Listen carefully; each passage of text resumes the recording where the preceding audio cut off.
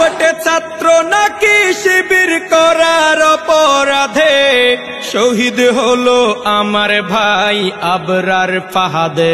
তুমি কেমন জালিম, তুমি কেমন জালিম ছিলে আমার বাংলাদেশের বুকে। হাজার আশা নিয়ে আমি কেন মরেছি দুঃখে। তুমি কেমন জালিম বলতে পারেন এই জালিম কি করেছে বলেন। আমি বলবো এই স্বৈরাচার কি করে নাই শুনেন।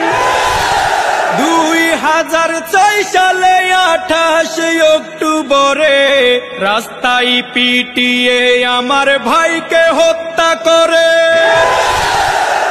শুরু থেকে এই জালিমের কাহিনী শুনেন। পিলখানাতে 57 অফিসার হত্যা করেন। তুমি কেমন স্বৈরাচার।